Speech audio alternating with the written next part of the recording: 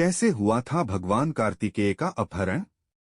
जानिए इस रोचक कथा के बारे में।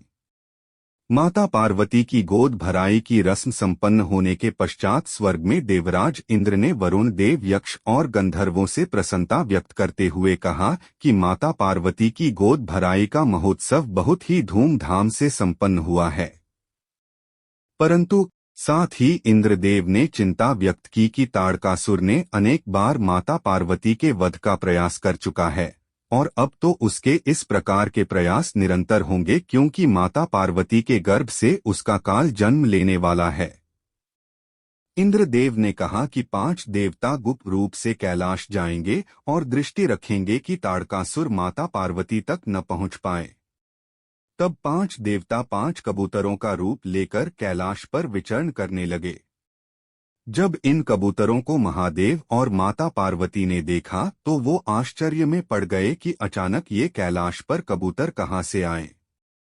पांचों ने अपना वास्तविक रूप दिखाकर भगवान शिव और माता पार्वती को प्रणाम किया और अपने वहां उपस्थित होने का कारण बताया।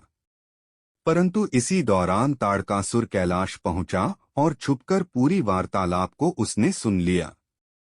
इस प्रकार उसे ये ज्ञात हो गया कि उस पर दृष्टि रखने के लिए 5 देवता कैलाश पर उपस्थित हैं। इसके पश्चात ताड़कासुर ने एक षड्यंत्र रचा। ये महादेव और पार्वती पुत्र कार्तिकेय के जन्म का समय था। महाराजा हिमालय और उनकी पत्नी कैलाश जाने की तैयारी कर रहे थे। उन्होंने अपने साथ निर्मला नाम की दाई को भी ले जाने का निश्चय किया। इन्हें निर्मला दाई के नाम से जाना जाता था। यही निर्मला दाई माता पार्वती के जन्म के समय में भी थीं।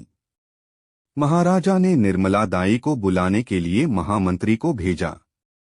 इसी बीच ताड़कासुर ने ये पता लगा लिया कि माता पार्वती के माता पिता निर्मला दाई को कैलाश ले जा रहे हैं। महामंत्री के पहुंचने से पूर्व ताड़कासुर निर्मला दाई की कुटिया में पहुंचा और उनका वध करके स्वयं उनका रूप धारण कर लिया और इस प्रकार निर्मला दाई के रूप में ताड़कासुर कैलाश पहुंच गया और बच्चे का जन्म होते ही ताड़कासुर ने उसे गोद में उठाते हुए माता पार्वती को आराम करने के लिए कहा। जैसे ही माता पार्वती निद्रा की स्थिति में आई, तभी निर्मला दाई के रूप धारण किया हुआ ताड़कासुर उनके कक्ष से शिशु को लेकर अदृश्य हो गया। कुछ समय पश्चात जब माता पार्वती नींद से जागी तो शिशु को वहां न देख चिंतित हो उठी। माता पार्वती समझ गई थीं कि उनके पुत्र को ताड़कासुर ही ले गया है। उन्होंने घोषणा की कि अगर मेरा पुत्र नहीं मिला तो मैं संपूर्ण सृष्टि को अपने क्रोधाग्नि में भस्म कर दूंगी। माता पार्वती को इतना विचलित देख भगवान ब्रह्मा और भगवान विष्णु कैलाश पधारे और भगवान विष्णु जी ने माता पार्वती जी से कहा, आप चिंतित न हो, ब्रह्मा जी की भविष्यवाणी है कि आपका यही पुत्र 7 मास की आयु में ताड़कासुर का वध करेगा। उधर ताड़कासुर ने इस बालक को हिमालय की शिखर से नीचे फेंक दिया। ये बालक कैलाश पर पहरा दे रहे 5 देवताओं में से एक अग्निदेव की गोद में जा गिरा। यह बालक बहुत अधिक रो रहा था। इस रोते हुए बालक की आवाज सुनकर वहां देवी गंगा पहुंची और बालक को अपने साथ ले गईं। माता गंगा बालक को रोता देख समझ गई थीं कि बालक भूखा है, इसलिए उन्होंने कृतिकाओं का स्मरण किया। तब इन कृतिकाओं ने बालक को स्तनपान करा के शांत किया। क्योंकि बालक ने पहली बार कृतिकाओं का स्तनपान किया, इसलिए देवी गंगा ने इस बालक नाम कार्तिकेय रखा। ताड़कासुर को विश्वास हो गया था कि उस बालक की मृत्यु हो चुकी है, इसलिए उसने अपने महल में उत्सव मनाने की घोषणा की, क्योंकि उसका वध करने वाला पूरे ब्रह्मांड में अब कोई नहीं था। उधर अग्निदेव की भेंट इंद्रदेव से हुई। तब देवराज ने इस दुर्घटना की जानकारी अग्निदेव को दी। तब अग्निदेव ने बताया कि एक बालक उनकी गोद में आकर गिरा था।